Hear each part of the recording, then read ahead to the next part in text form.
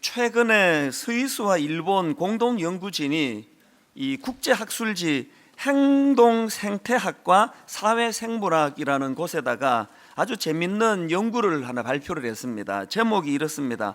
군집에서 고립된 개미는 수명이 10분의 1로 줄어든다. 이게 참 흥미롭지 않습니까?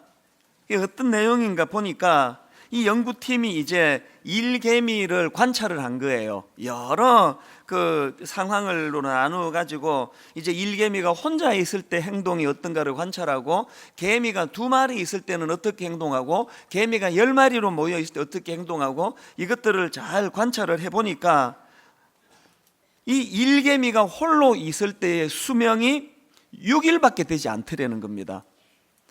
여기에 반해가지고 일개미들이 집단을 이루면 수명이 최대 66일까지 늘어나더라는 것입니다. 그러니까 이게 어떻게 된 일인가 보니까요, 저도 이번에 이거 처음 알았습니다. 이 개미에게는 이 사회위라고 하는 이 모이 주머니가 있다는 겁니다. 그래서 개미가 먹이를 먹으면 바로 소화하지 않고 그 먹은 먹이를 이 사회위라고 하는 모이 주머니 안에 저장을 해두다가, 그러다가 이제 배고픈 동료가 더듬이로 그 개미 입 아래 수염을 자극하면은 그 개미는 자기 그 사회위에 저장해둔 먹이를 토해가지고 그 배고픈 동료 개미를 먹이는 일을 한다는 겁니다. 야, 제가 그 기사를 보면서 이 개미의 지혜에 탐복을 했습니다. 아니요, 더 정확하게 말하면 이 미물에 불과한 개미를 이렇게 설계하신 그 하나님의 솜씨에 제가 감탄을 했습니다. 여러분, 그 개미에게 사회위라고 하는 장기를 설치해 두시는 하나님을 보면서 저는 하나님의 창조 질서, 하나님이 뭘 원하시는가를 저는 발견하게 되는 겁니다. 그 기사에 보니까 그 개미에게 적용되었던 그것이 우리 인간에게도 그대로 적용이 돼 가지고요, 사람도 외로움이 지나치면 이 목숨마저 위협받을 수 있다는 겁니다. 시카고 대학의 그 심리학과 존 카시오포 교수가 작년에 그 미국 과학진흥협회 연례학술대회에서 뭘 발표했냐니까 이런 걸 발표했습니다. 외로움은 노년층의 조기 사망 가능성을 14%나 증가시킨다. 이분이 2010년도에도 비슷한 발표를 한 적이 있었는데요, 외로움이 비만보다 조기 사망에 2배나 더 큰 영향을 미친다. 그 뭘 모르는 우리는 맨날 그냥 살만 빼려고 애를 쓰는데요, 우리가 진짜 행복해지기 위해 가지고는 이 만남, 이 관계가 회복되지 않고는 안 된다는 그 얘기예요. 캐나다에 있는 콘코디아 대학교 연구진도 비슷한 발표를 했는데요, 이민 온 학생이 새로 친구를 사귀지 못하고 외톨이가 되면 심박 변이가 줄어드는 것으로 나타났다. 이 심박 변이가 줄어들면 어떤 일이 일어났냐 보니까 심장 질환에 걸릴 위험이 있다는 거예요. 그러니까 한마디로 말하면 외로움은 이 심장에도 문제를 일으킨다는 겁니다. 자, 이런 이야기들의 공통점이 뭐겠습니까? 미물인 개미나 만물의 영장이라고 하는 사람이나 할 것 없이 우리 모두는 이 더불어 함께의 정신이 필요하도록 그렇게 설계되어진 존재라는 겁니다. 자, 그럼 이런 질문이 가능하지 않겠습니까? 왜 미물인 개미나 인간이나 할 것 없이 왜 혼자서는 안 되고 더불어 함께의 정신으로 살아야 되느냐? 방금 말씀드렸잖아요. 이유 없습니다. 그냥 우린 그렇게 지원받은 거예요. 하나님께서 인간을 창조하시는 과정에서 창세기 2장 18절에 사람의 그 독취하는 게 좋지 못하다, 이게 하나님의 생각이고 하나님의 설계고, 하나님은 우리 인간을 그렇게 만들었습니다. 그래서 아무리 통장에 뭐 돈이 뭐 죽을 때까지 쓰고도 남은 만큼 많이 있어도, 아무리 사람들이 부러워하는 그런 비싼 고급 차를 몰고 다녀도 이 관계에서 어려움이 생기면 절대로 행복할 수 없도록 인간은 그렇게 설계가 되어 있는 존재예요. 그렇기 때문에 우리가 믿음이 깊어져서 이 하나님의 창조 질서를 이해하면은 할수록 어떻게 됩니까? 이 관계의 소중함을 깨닫게 되는 거예요. 저는 지금 우리가 살펴보고 있는 로마서 1장에서의 흐름을 보면서 바로 이 원리를 저는 발견합니다. 지금까지 우리가 살펴본 것처럼 바울이 로마서 1장 1절부터 7절까지 해서 긴 인사말을 통해서 예수 그리스도와 그분의 복음에 대해서 강조하고 있지 않았습니까? 그리고 예수 그리스도와 복음이 자기에게 어떤 영향을 미쳤는지, 어떤 가치관을 갖게 했는지를 피력을 하지 않았습니까? 그런데 바로 그 다음 오늘 본문 8절에서부터 바울이 피력하고 있는 그 흐름을 보니까 그것을 로마에 있는 성도들에 대한 관심으로 그 물꼬를 트고 있는 거예요. 그래서 이 로마서 1장의 원리를 가만히 보니까 가장 먼저 등장하는 관심은 예수 그리스도예요. 어쨌든 예수 그리스도와 복음, 이것이 드러나기를 원하고 그 다음에 등장하는 게 자기 자신이에요. 이 복음으로 변화된 나, 예수 그리스도와 또 복음으로 변화된 나, 그리고 그 다음에 나오는 이야기가 로마에 사는 성도들에 대한 사랑과 관심의 표현. 이 원리대로 로마서가 전개되고 있더라는 것입니다. 그래서 저는 오늘 이 설교 제목을 구원의 감격 흘려보내기, 이런 제목을 가지고요, 이제 오늘 본문을 중심으로 이 복음이 대인관계에 미치는 영향력에 대해서 살펴보려고 하는데, 이걸 제가 이 5가지 질문 형식으로 그렇게 한번 엮어봤습니다. 자, 복음이 대인관계에 미치는 영향력과 관련한 5가지 질문 중 첫 번째 질문, 나에게는 사람으로 인한 감사가 있는가? 이 질문입니다. 8절을 한번 보십시오. 먼저 내가 예수 그리스도로 말미암아 너희 모든 사람에 관하여 내 하나님께 감사함은. 자, 여러분 한번 생각해 보세요. 지금 바울은요, 이 로마 교회 성도들을 본 적도 없습니다. 그 본 적도 없는 로마에 사는 성도들을 생각하면서 그가 하나님께 감사가 나오고 있다는 게 뭘 의미하겠습니까? 우리가 다 알지만 바울은 얼마 전까지만 해도 다메섹 도상에서 예수 그리스도를 만나기 전까지만 해도 바로 이런 부류의 사람들을 증오했던 사람이에요. 잡아 죽이기를 원했습니다. 원수라 생각했습니다. 분노의 대상이었습니다. 그랬던 바울이 어떻게 마음이 녹아가지고 그 보지도 못한 로마에 있는 사람들에 대하여 이토록 감사하는 마음, 사랑하는 마음이 흘러 넘치게 됐나? 이게 어떻게 가능했을까요? 정답 없습니다. 그게 신앙의 원리예요. 내 안에 복음이 자리 잡으면, 예수 그리스도 십자가의 감격이 내 안에 회복이 되면 원래 마음이 녹아가지고 모든 사람을 향한 이 사랑의 마음, 감사의 마음이 흘러나오게 되어 있는 거예요. 그래서 여러분이 내가 지금 신앙생활 제대로 하고 있나 점검할 수 있는 첫 번째 잣대가 뭐라고요? 나는 무엇으로 인해 감사가 나오나? 돈 많은 거로 감사합니까? 좋은 차 감사합니까? 바울처럼 사람으로 인한 이 사람의 소중성, 바울은 예수님을 만나고 결정적으로 변화된 게 이 사람에 대한 소중히 여기는 마음. 그래서 여러분, 바울이 감옥에서 썼다고 하는 빌레몬 1장 7절을 한번 보십시오. 형제여, 성도들의 마음이 너로 말미암아 평안함을 얻었으니 내가 너의 사랑으로 많은 기쁨과 위로를 받았노라. 이 사람으로 인한 바울의 이 감사 감격. 빌립보서 4장 1절도 보니까 이렇습니다. 그러므로 나의 사랑하고 사모하는 형제들, 나의 기쁨이요 면류관인 사랑하는 자들아. 도대체 여러분의 기쁨은 뭡니까? 여러분 인생의 면류관이 뭐라고 생각하십니까? 저는 제가 종종 내가 이 목회를 지금 제대로 하고 있나, 이거를 점검하는 잣대를 제가 생각할 때가 있습니다만, 여러분 제 목회 성공의 잣대가 뭐라고 생각합니까? 사람이 몇 명 모였나? 교회 예산이 얼만가? 그런 걸 제 목회 성공의 잣대로 생각하면 저는 아주 유치한 사람이에요. 제 목회 성공의 잣대가 뭐라고 생각하십니까? 나는 사람으로 인한 기쁨이 있나? 나는 성도로 인하여 내 마음이 행복하나? 나는 성도가 성숙해지고 성도가 말씀으로 성장해가는 그것을 보며 하나님께 내 안에 기쁨이 나오고 있나? 이 사람을 소중히 여기는 마음, 이게 신앙생활의 건강성을 보여주는 척도가 돼야 된다는 거예요. 지난주 금요일 날 우리 대학부 연합 수련회였습니다. 1부, 2부, 3부가 이번에 연합으로 해서 이제 그 수련회를 가지게 됐는데, 금요일 날 저보고 개강 설교를 해달라는 거예요. 그래서 오랜만에 우리 교회 대학부 아이들 앞에 이제 말씀을 전했는데요, 제가 그때 말씀을 전한 요지가 이거예요.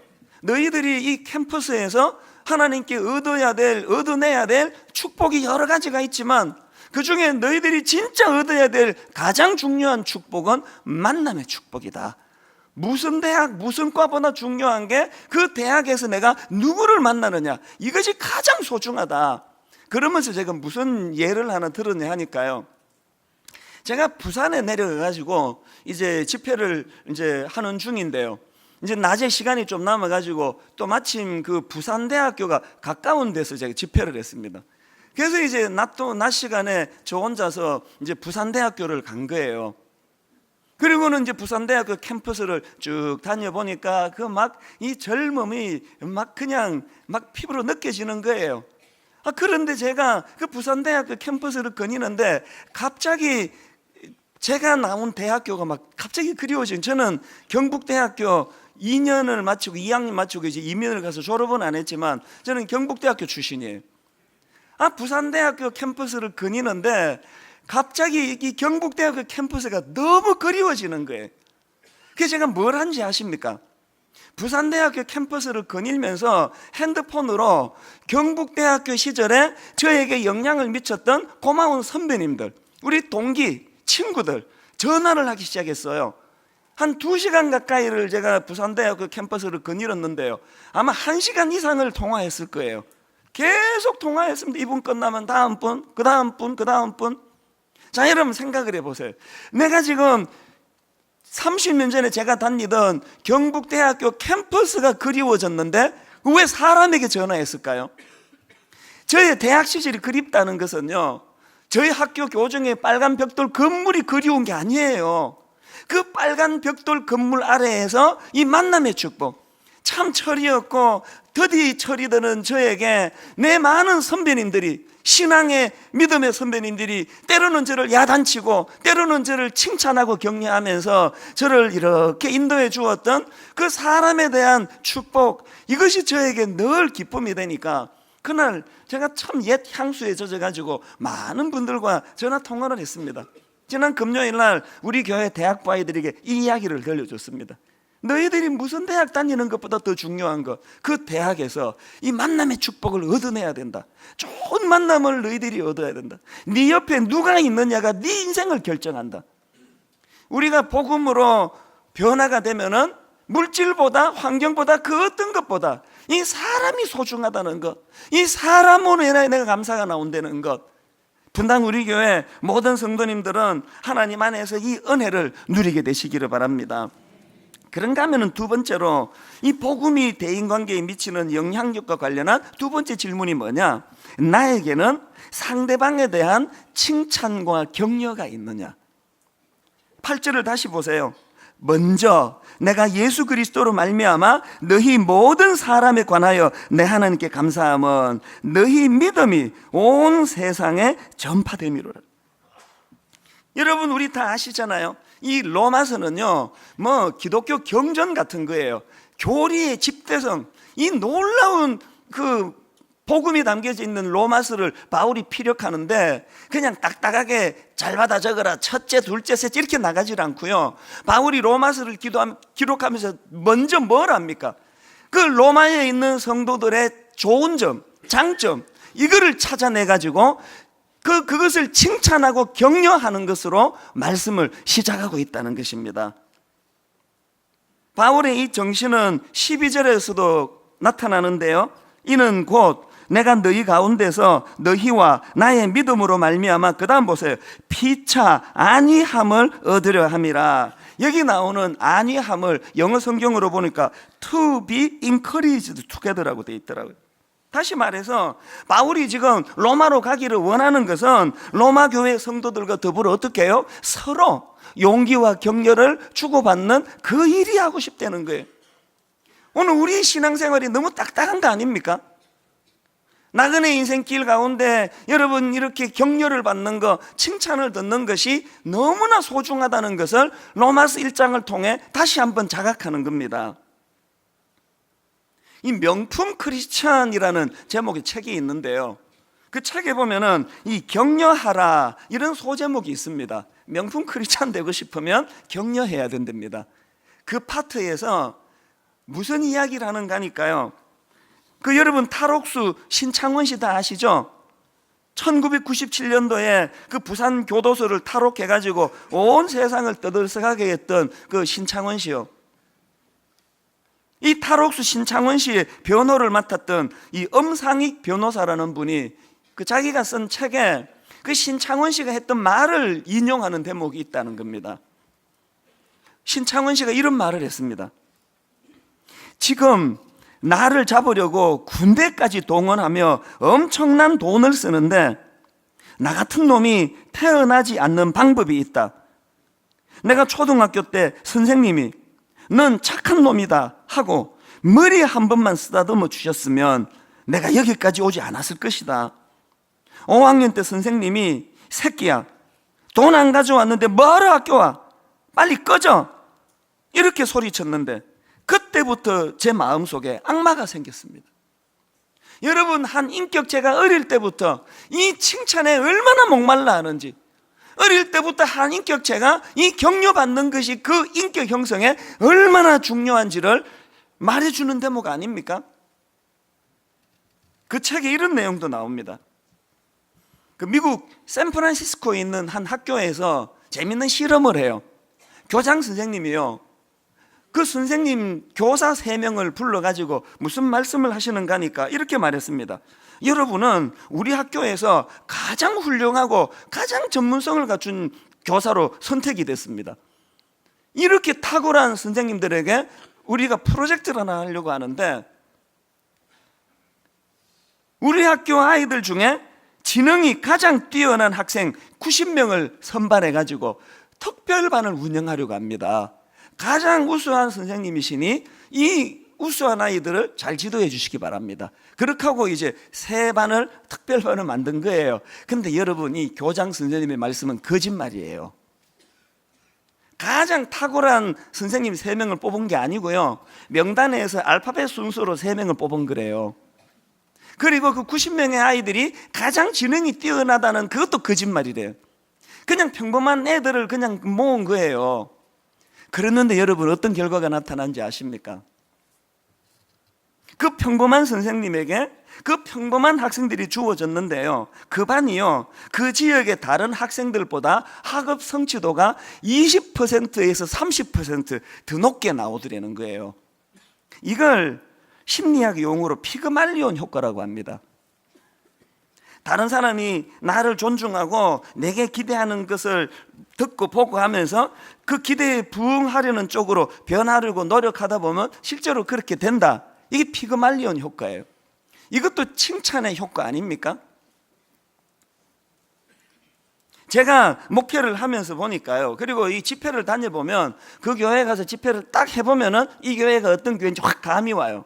부흥하는 교회의 거의 공통점은 찬양이 살아 있습니다. 그리고 부흥하는 교회의 더 큰 특징은요, 상호간에 칭찬이 많아요. 우리 목사님은 너무너무 이런 부분이 좋으신 분이라고, 그 목사님 만나면 우리 장로님은 너무 훌륭해서 내가 목회를 너무 잘하고 있다고, 또 우리 장로님 만나보면 또 우리 성도님들이 목사님과 더불어 정말 좋은 교회라고 칭찬이 많아요. 안 되는 교회를 가보면은요, 첫째 찬양이 죽어 있어요. 그리고 이제 뭐 식사 같은 걸 해보면은 서로에 대한 원망이 많아요. 하여튼 우리 교회는 이것 때문에 안 되고 저것 때문에 안 되고, 분당 우리 교회가 오늘 이렇게 하나님 은혜로 잘 성장할 수 있게 된 건 제가 너무 좋은 성도들을 만났기 때문에, 이 부실한 저에 대하여 과하게 자랑하고 칭찬하고 그래서 피그말리온 효과, 전 그게 아닌데 자꾸 그렇게 저에 대해서 칭찬하니까 정말 우리 성도님들이 저렇게 말하는데 그렇게 되려고 애쓰면서 지금 가고 있는 중이에요. 더 많은 칭찬이 필요합니다. 되는 집을 신방을 가보면은 칭찬이 많아요. 아이들에 대해서, 남편에 대해서, 아내에 대해서. 어려움 있는 집을 가보면은 칭찬이 잘 안 보여요. 제가 겪어보니까요, 신랄한 비판과 지적, 그것이 사람을 긴장하게 만들고 그것이 타락을 막는 데 효과는 있어요. 그러나 그 사람을 성장하게 만드는 데는 칭찬이 비판보다 훨씬 더 효과적이더라고요. 이게 인위적으로 되는 게 아니에요. 저와 여러분이 바울처럼 복음으로 변화가 되고 복음이 내 안에 작동이 되고 내 안에 예수 그리스도로 내 안에 뜨거운 능력이 나타나면 우리도 상대방에게 바울처럼 좋은 점을 찾아내서 칭찬하고 격려하는 그런 성도님들이 될 줄로 믿습니다. 세 번째로 우리가 던져야 되는 질문이 뭐냐? 여러분, 복음이 대인관계에 미치는 영향력과 관련한 세 번째 질문. 나에게는 상대방을 위한 중보기도가 있는가? 로마서 1장 9절을 보십시오. 내가 그의 아들의 복음 안에서 내 심령으로 섬기는 하나님이 나의 증인이 되시거니와, 그 다음 보세요. 항상 내 기도에 쉬지 않고 너희를 말하며. 여러분, 제가 앞에서 상대방의 장점을 찾아서 칭찬과 격려하는 게 중요하다고 말씀드렸습니다만 그것만 가지고는 안 됩니다. 우리가 진짜 복음으로 변화된 하나님의 사람이라면 그 상대방의 영혼을 위한 이 중보기도, 저는 이 중보기도를 생각하면 늘 출애굽기 32장에 나오는 모세의 기도가 떠올라져요.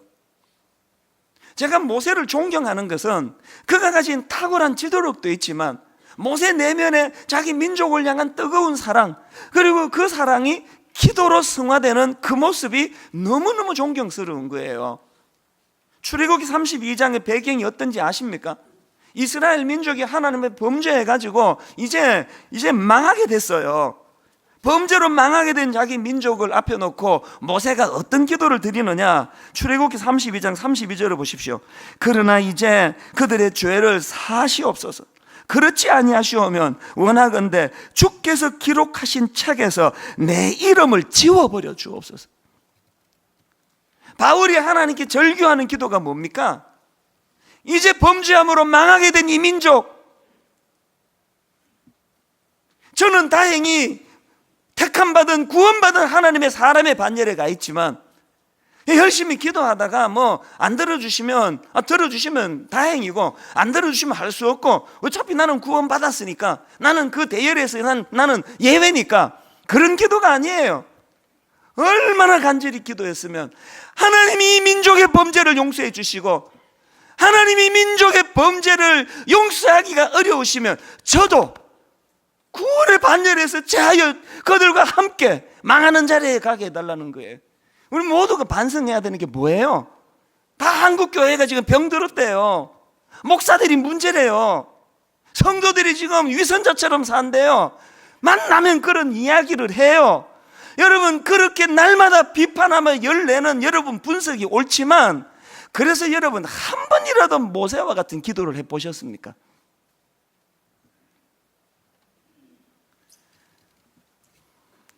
어제 이 자리에서 이제 3월에 시작되는 다락방 개강을 앞두고 우리 모든 순장님이 여기 모여서 이제 함께 기도하는 시간을 가졌는데요.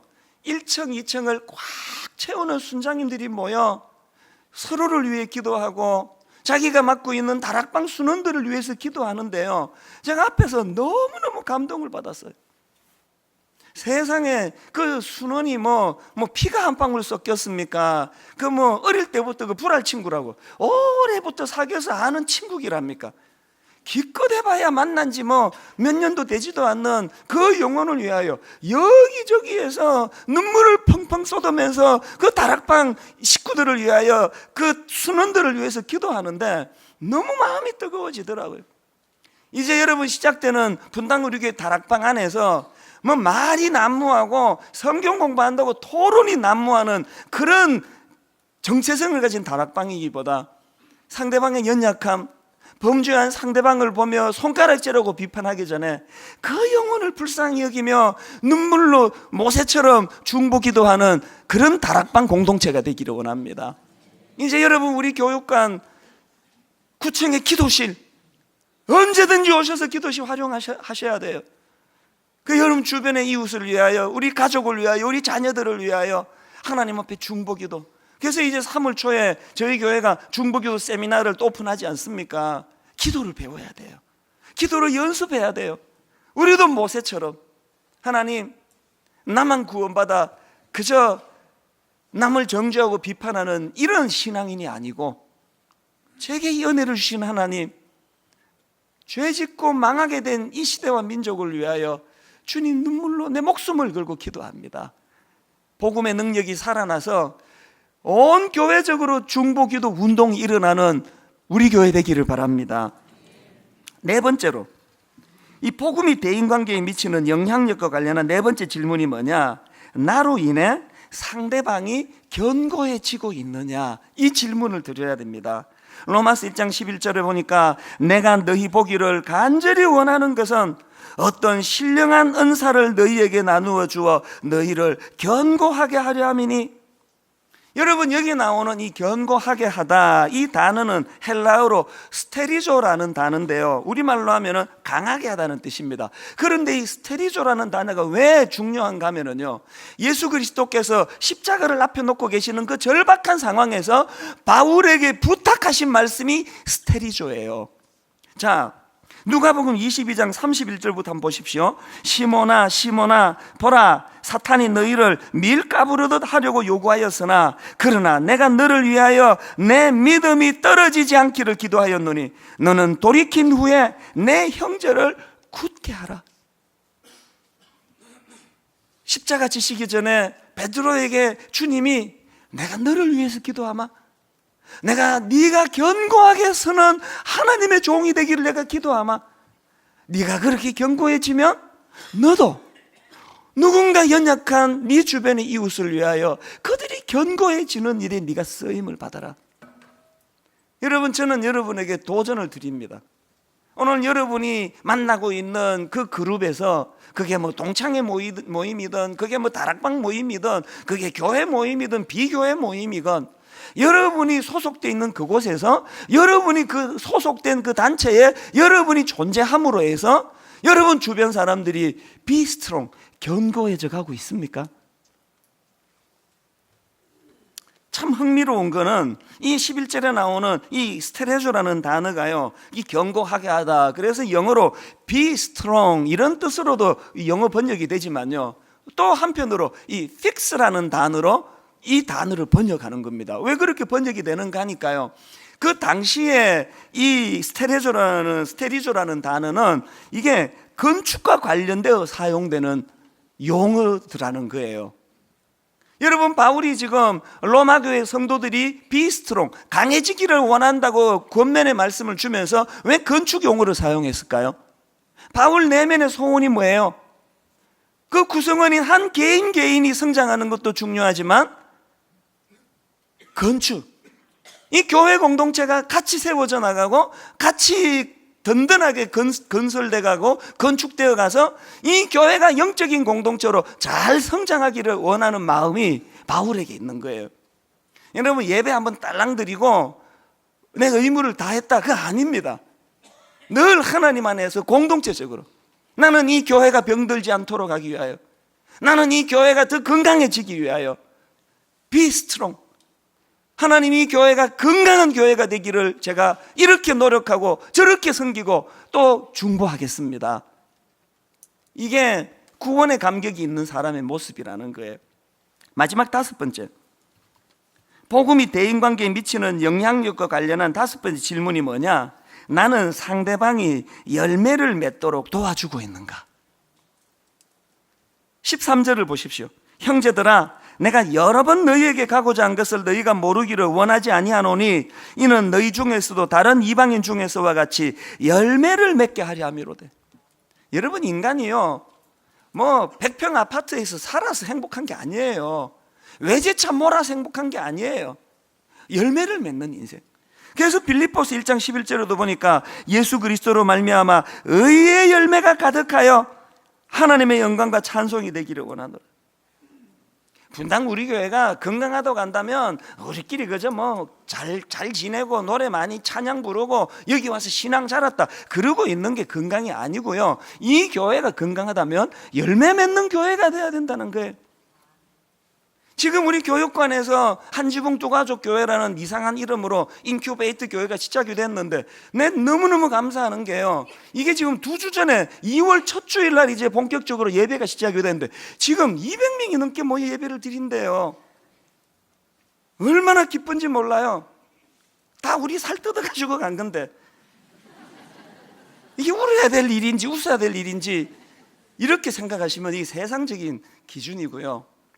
저는 올 한 해 내내 지금은 인큐베이터 교회, 아직 그 인큐베이터 안에 들어있는 아기같이 여러 가지로 어리고 약한 교회로 시작하지만 2015년 우리 교회 최대의 열매, 저 인큐베이터 교회 한지붕 두 가족 교회가 빨리 독립하고 정성한 성숙한 한 교회로 서갈 수 있도록 우리가 이 열매 맺는 일을 도와야 된다는 것입니다.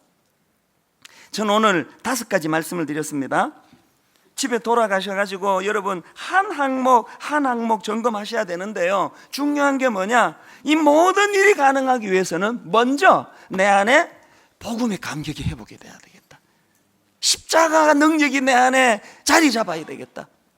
한 가지 말씀만 드리고 오늘 말씀을 마무리하려고 하는데, 저는 여러분 최근에요, 이 시인 박목을 씨, 이 박목을 씨야 우리 다 아는 이런 유명한 시인인데, 저는 이 박목을 시인의 아내 되시는 분에게 요새 관심이 많습니다. 제가 보니까 그 박목을 시인의 아내 되시는 이분이 아주 독실한 크리스찬인데요, 얼마나 아름다운 열매를 주변에 많이 맺게 하신 분인지 몰라요. 박목을 씨가 그 인생길 가운데 좀 삐끗해가지고요, 젊은 여자랑 바람이 나가지고 제주도로 그렇게 그 도망을 가 살림을 차린 적도 있고요. 그럴 때 이 아내가 언제 한번 내가 말씀드리겠지만 어떻게 성숙하게 그거를 대처했는지, 그런 걸 보며 존경하는 마음이 생겼어요. 근데 최근에 이 박목을 씨 아들 되시는 분, 그분도 그 교수님이세요. 박동규 교수님이 그 당신의 어머니를 회상하면서 쓴 글을 하나 보고 얼마나 내가 감동을 받았는지 몰라요. 그렇게 자기에게 상처를 준 그 남편인데도 불구하고 성숙한 크리스찬으로서 그 아내가 얼마나 아름다운 본을 보여줬는지요. 그 아들이 뭘 회고하는가 하니까요, 어느 눈이 펑펑 쏟아지는 밤이에요. 이제 이분이 박목을 시인이 이제 시심이 발동을 한 것 같아요. 글을 쓰고 싶다. 옛날에 그냥 옹색한 그런 살림에 서재가 있었겠습니까? 책상도 없었대요. 그래서 이제 그 밥상, 이 밥상에다가 이제 그 본인이 글을 쓰는 도구로 사용했는데, 이제 식사를 다 하고 났더니 그 아버지가 이제 그 상을 가져오라 그러시더래요. 어머니가 그 상을 갖고 오셔서 행주로 깨끗하게 이제 상을 다 닦아드리고는, 그리고는 그 당시로 그 어린 아기가 있었답니다. 이제 난지 3개월밖에 안 되는 그런 어린 여동생을 이제 등에 업혀 달라고 그렇게 이 박동규 씨 아들에게 부탁을 한 거예요.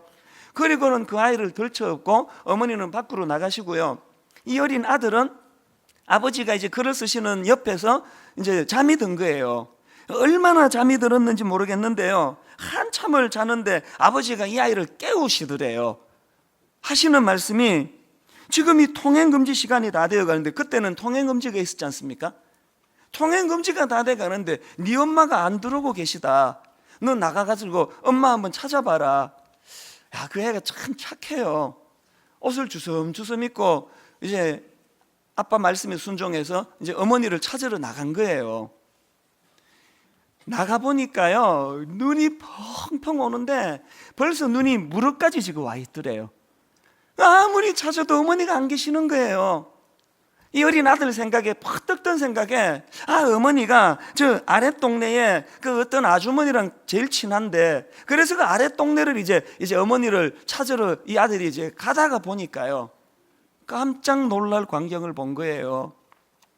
골목 어귀에 그렇게 눈이 펑펑 오는데 보자기 하나를 뒤집어 쓰시고 골목 앞에 그 어머니가 눈을 맞으며 서 계시더라는 거예요. 왜 그랬나 정황을 살펴보니까요, 남편이 지금 시심이 발동해서 글을 쓰시는데 이 갓난 아기가 방해가 될까봐 그 눈길에 애를 들쳐업고 서 있었던 거예요. 나중에 그 아들 박동규 교수가요, 그때 자기 어머니를 회상하며 쓴 글을 보고 마음이 너무 뭉클해졌습니다. 한번 들어보세요. 나는 이 사건을 평생 잊지 못하고 삽니다. 세월이 갈수록 내 머릿속엔 몇 시간씩이나 눈구덩이에 서서 눈을 맞으며 3달 된 딸을 업고 있던 어머니를 생각합니다. 3달 된 내 여동생이 아버지가 시를 쓸 때 울어서 방해될까 봐 그렇게 어머니는 나와서 눈을 맞고 서 있었던 겁니다. 나는 대학을 졸업하고서 처음 직장에 다닐 때 즈음에야 조금 철이 들어서 고생하는 어머니에게 한번 물었습니다. 엄마, 그때 얼마나 힘들었어? 돈도 많이 벌어오지도 못하고, 자기 아버지를 얘기하는 거죠.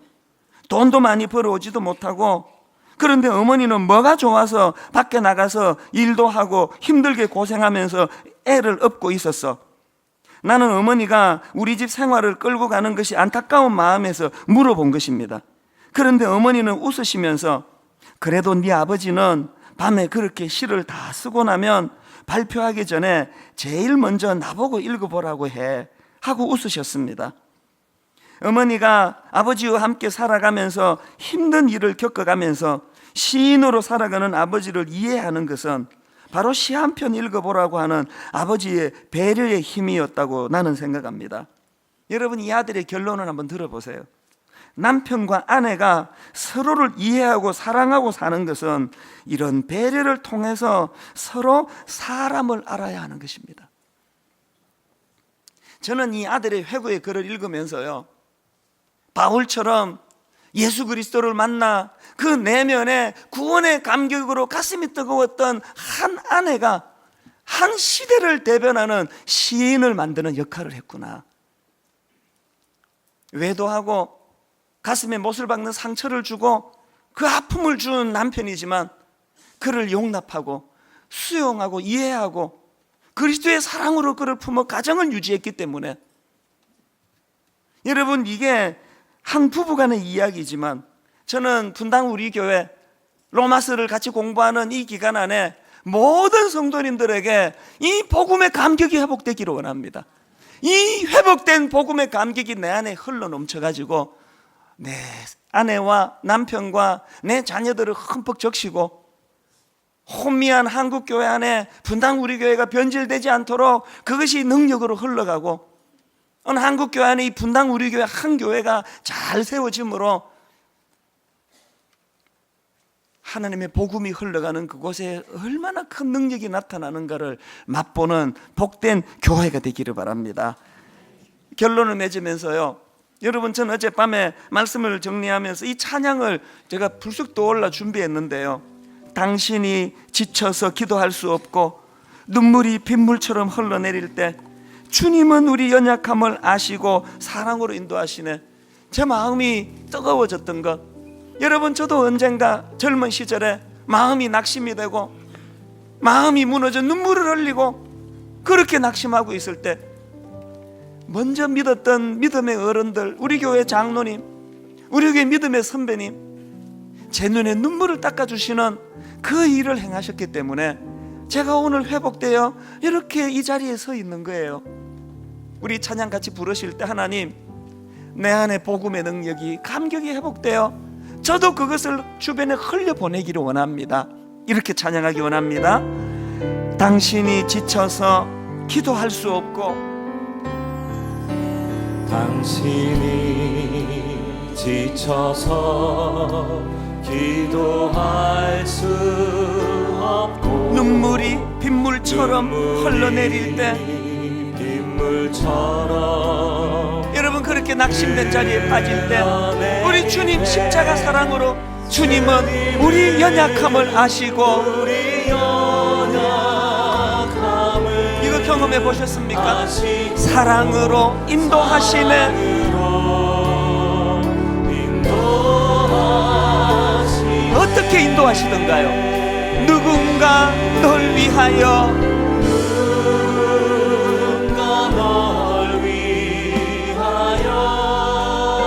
누군가 기도하네. 언제 이렇게 기도하시던가요? 내가 홀로 외로워서 마음이 무너질 때 누군가 널 위해 기도하네.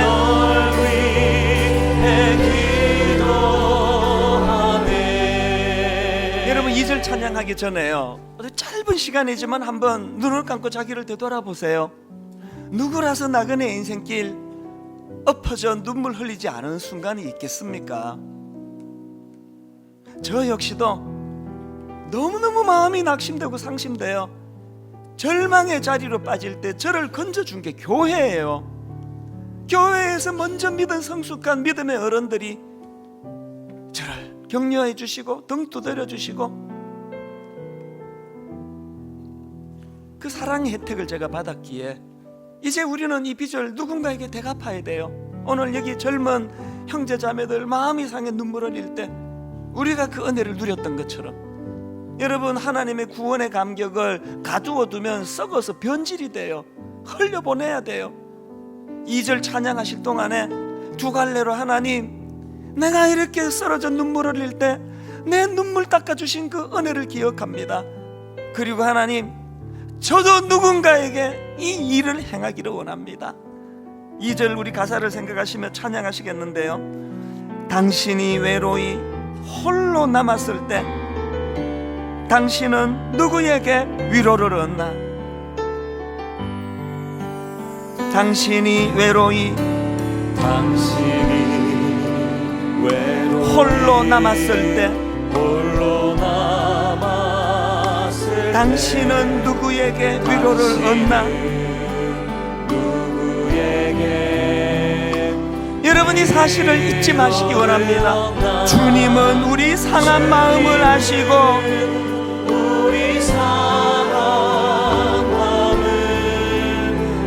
사랑으로 인도하시네. 어떻게 인도하시던가요?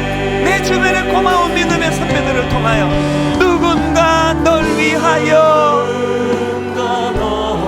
우리 마음이 상할 때 어떻게 인도하시던가요? 누군가 기도하네. 여러분, 이거 다 경험하셨습니까? 내가 홀로 외로워서 마음이 무너질 때 누군가 널 위해 기도하네.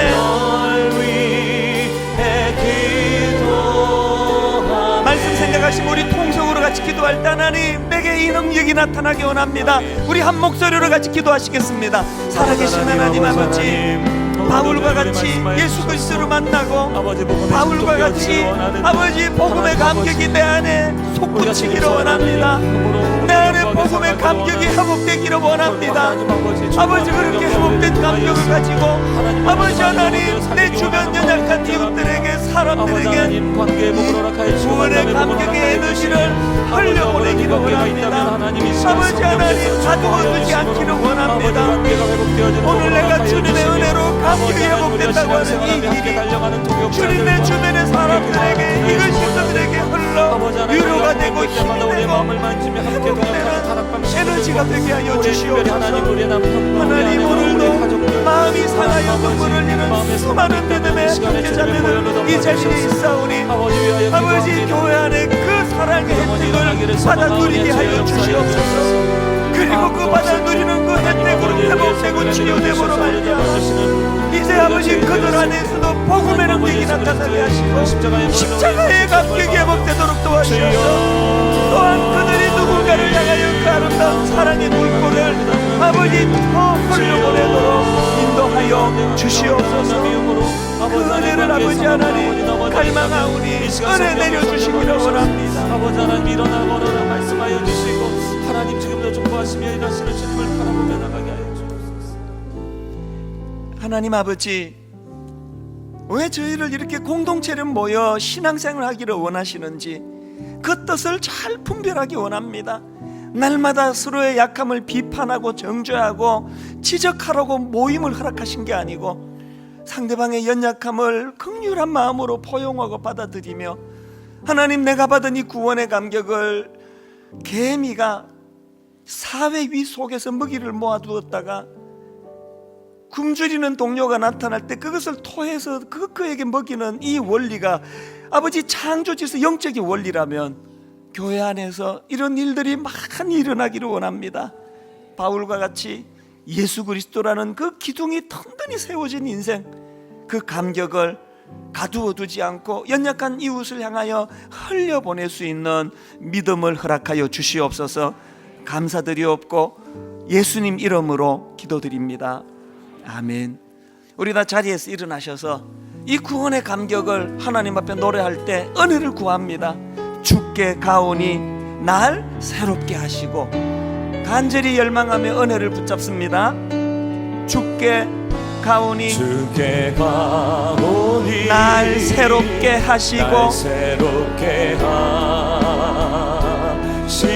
주의 은혜를 부어주소서.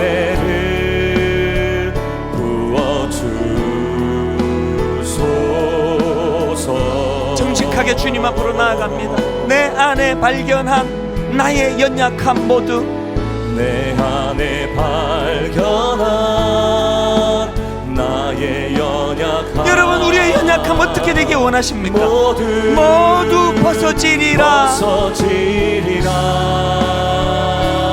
어떻게 이것이 가능하십니까? 주의 사랑으로. 주 사랑 나를 붙드시고, 사랑 나를 붙드시. 여러분 힘을 얻어 선포하시기 원합니다. 주 곁에 날 이끄소서.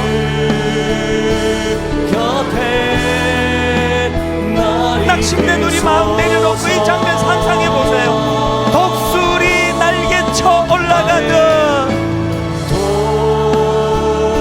독수리 날개쳐 올라가. 나 주님과 함께 일어나 걸으리. 나 주님과 함께 일어나 걸으리. 주의 사랑 안에,